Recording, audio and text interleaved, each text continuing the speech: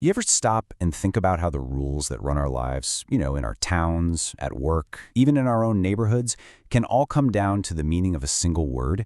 Well, today, we're jumping into a story where one homeowner took on his entire association over just one word, and believe me, the outcome is a powerful lesson for every single one of us.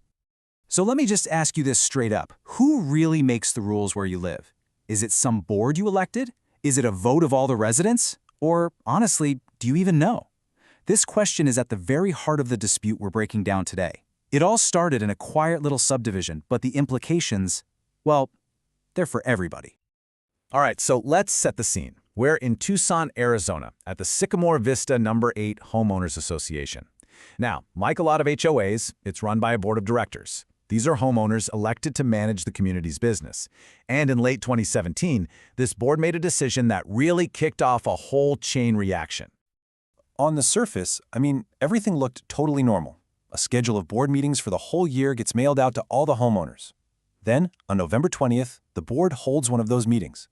And, according to the records, no other homeowners were even there.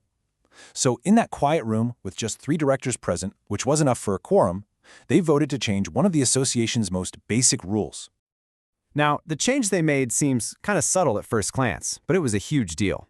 The old rule was super strict. It demanded a full annual audit by a public accountant. An audit, just so you know, is like a deep, forensic look at the books.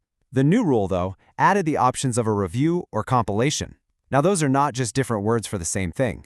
They are way less rigorous and, way less expensive ways of looking at the finances. The board had essentially just given itself permission to dramatically weaken its own financial oversight.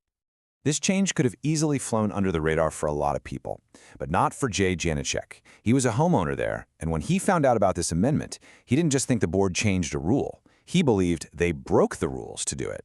Mr. Janicek's whole argument was actually pretty simple but really powerful. He basically said, hey, wait a minute, changing the bylaws isn't something the board can just do on its own. He was convinced that this was a right that belonged to all the members of the association, meaning every single homeowner. For him, this was a one homeowner, one vote kind of deal. So, this is key. Mr. Janicek didn't just fire off an angry email or post on the community Facebook group. No, he took formal action. He filed an official petition, which kicked off a real legal process that would put the HOA's own rulebook right under the microscope. They were going to have to defend their decision in front of a judge. And this, right here, is where we get to the absolute heart of the case. The fight wasn't really about whether an audit was better than a review. Nope. It was about power, about authority, and about how you read the rulebook. The whole entire dispute boiled down to the definition of just one word. Okay, so to really get this, we have to know who's who, according to the bylaws themselves. The document is actually really clear. Members are all the homeowners, period. Directors, on the other hand, are the small, elected board that manages things. See? 2 very different groups. You have to remember that distinction because it is everything. And here it is. This is the sentence, the exact text from the bylaws that this entire case was built on. These bylaws may be amended by a vote of a majority of a quorum of members. The whole legal fight, everything, hinged on what that one little word, members, actually meant right there in that sentence. So let's break down this standoff. On one side, you have Mr. Janicek. He's arguing members obviously means all the homeowners, just like it says in the definitions. And he points to the phrase by proxy and says, look, directors can't vote by proxy, but homeowners can. This proves it was meant for everyone. Then on the other side, you've got the HOA. And they're arguing that no, in the context of a board meeting, members just means the board members who were there. They said, hey, we had a quorum of directors, we were allowed to do business. This is just business as usual.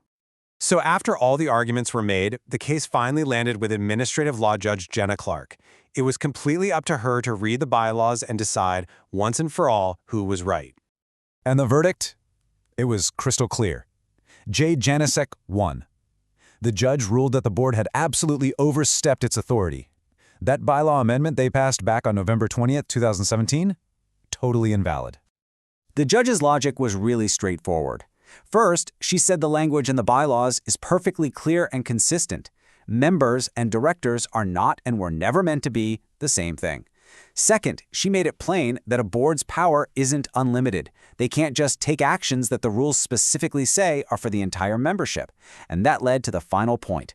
Amending the bylaws needed a vote of the homeowners, and since the board did it alone, they broke the rules. And the ruling came with a little something extra. The judge didn't just invalidate the rule change, she ordered the Homeowners Association to pay a $250 civil penalty. It wasn't a huge amount of money, but it was a very clear signal that you can't just ignore the rules. Now, I know what you might be thinking. A $250 fine in some random subdivision in Tucson? It might seem like a pretty small local story. But really, the ideas at the center of this case are universal, and they've got some pretty big lessons for all of us. So, what do we take away from all this? First, that giant rulebook you get when you move into a community, it's not just suggestions, it's a real enforceable contract. Second, as we saw plain as day here, the difference between member and director wasn't just nitpicking. It was the legal line between democracy and a board doing whatever it wants. Third, transparency isn't just a nice idea, it's often the law. And maybe the biggest lesson of all, this whole thing proves that one single informed person who actually reads the rules can make a massive difference and hold an entire organization accountable. And that brings us right back to where we started. This whole entire case spun out of one sentence buried in a rule book. It really makes you wonder, doesn't it? What rules are written down for your community? Do you have any idea what they say?